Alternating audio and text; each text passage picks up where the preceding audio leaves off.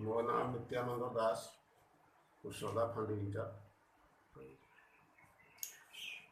Corona ମହାମାରୀ declare ହେବା ପରେ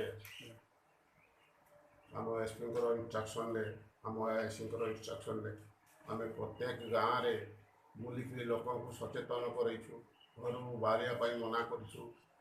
ତାପରେ ବାଇକ୍ରେ କୌଣସି କାମ ନଥିଲେ ଅନ୍ନେସେରୀ ବାହାରକୁ ଯାଆନ୍ତୁ ନାହିଁ, କିମ୍ବା ଚାଲିକିରି ବାହାରକୁ ଯାଆନ୍ତୁ ନାହିଁ, କିମ୍ବା 4 ଜଣ 5 ଜଣ ଏକାଠି ବସିକିରି ଏକତ୍ରିତ ହୋଇ କୌଣସି ଆଡ଼ାଖଟି କରନ୍ତୁ ନାହିଁ।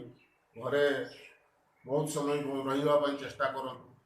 ଆଉ ବାହାର ଲୋକ କିଏ ଆସୁଛି ଗାଁକୁ ତାଙ୍କ ବିଷୟରେ ଆମକୁ ଇନଫର୍ମେସନ୍ ଦିଅନ୍ତୁ। ଆଉ ଧରନ୍ତୁ କିଏ ବାହାରେ କାମ କରୁଥିଲା, ସିଏ ସେଠିକି ପଳେଇ ଆସିଲା ଗାଁକୁ ଆସିଲା ପରେ ସିଏ ଚୁପଚାପ ରହିଯାଉଛନ୍ତି, ସମସ୍ତଙ୍କ ସହିତ ମିଳାମିଶା କରୁଛନ୍ତି। ସେଗୁଡ଼ା ଡିଟେଲ୍ସ ଆମକୁ ଡିଟେଲ୍ ଜଣାନ୍ତୁ ବୋଲିକିରି ଗାଁର ଯିଏ ମାନେ ମେମ୍ବର ହଉ, କିମ୍ବା ତାଙ୍କର ଗାର୍ଡ଼ିଆନ୍ ହଉ, କିମ୍ବା ଗାଁର ଭଦ୍ରଲୋକ ହଉ, ସମସ୍ତଙ୍କୁ କହିଛୁ ଯେ ଆମକୁ ଇମିଡ଼ିଏଟ୍ ଖବର ଦିଅନ୍ତୁ। ସବୁ ପ୍ରକାର ବନ୍ଦୋବସ୍ତ କରାଯାଇଛି।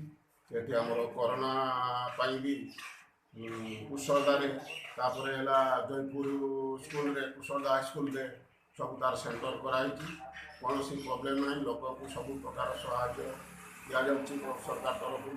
ସମସ୍ତଙ୍କୁ ସବୁ ପ୍ରକାର ସଚେତନ କରିଛୁ। ଏବଂ ଯେଉଁମାନେ ତା ସତ୍ତ୍ୱେ ବଦମାସି କରୁଛନ୍ତି, କେଉଁଠି ଭଲି ଖେଳ ହେଉଛି, କେଉଁଠି କ୍ରିକେଟ୍ ଖେଳ ହେଉଛି, କେଉଁଠି ଆପଣଙ୍କର ତାସ୍ ଖେଳ ହେଉଛି, ଗ୍ୟାଦରିଂ ଅଛନ୍ତି, ଆମେ ଯାଇକି ଲୋକଙ୍କୁ ଘୋଡ଼େଇଛୁ ଆଉ ସବୁ ପ୍ରକାର ଆକ୍ସନ୍ ନେଇଛୁ।